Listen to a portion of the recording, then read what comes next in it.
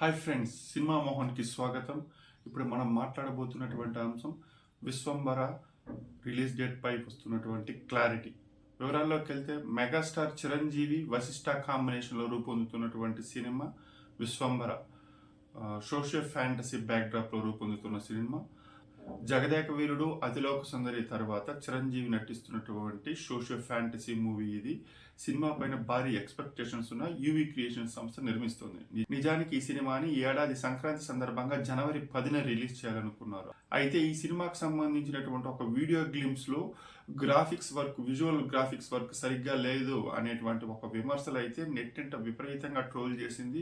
చిత్ర యూనిట్ని, మేకర్స్ని netizens బాగా troll చేశారు. దీంతో చిత్ర యూనిట్ కాస్త అలర్ట్ అయింది. గతంలో కొన్ని భారీ చిత్రాలకు సంబంధించినటువంటి విజువల్ ఎఫెక్ట్స్ లో ఎలాంటి ట్రోలింగ్ అయితే జరిగిందో విశ్వంబర సినిమాలోనూ దానికి సంబంధించినటువంటి విజువల్ గ్రాఫిక్స్ పరంగాను అలాంటి ట్రోలింగ్సే జరిగింది. దీంతో మేకర్స్ అలర్ట్ అయ్యారు.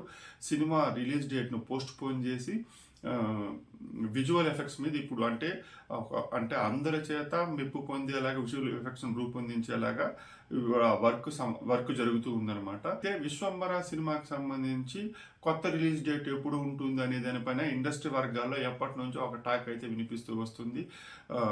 ఇంతకుముందు మనం మాట్లాడుకున్నట్టు చిరంజీవి కెరీర్లో వన్ ఆఫ్ ద బిగ్గెస్ట్ హిట్గా నిలిచినటువంటి జగదేక వీరుడు అతిలోక సుందరి రిలీజ్ డేట్ వచ్చి మే 9న.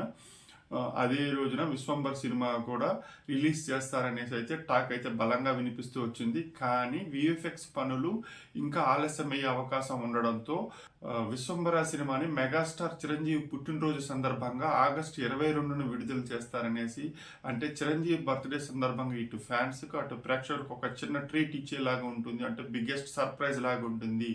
ఈలోపు విఎఫ్ఎక్స్ పనులు, పాన్ ఇండియా సినిమా కాబట్టి దానికి సంబంధించిన ప్రమోషన్ పనులు కూడా మనం పూర్తి చేయొచ్చు అనేసి మేకర్స్ ప్లాన్ చేసి అందుకు తగినట్టుగా వాళ్ళు అడుగులు వేస్తున్నట్లు సినీ ఇండస్ట్రీలో వార్తలు వినిపిస్తున్నాయి.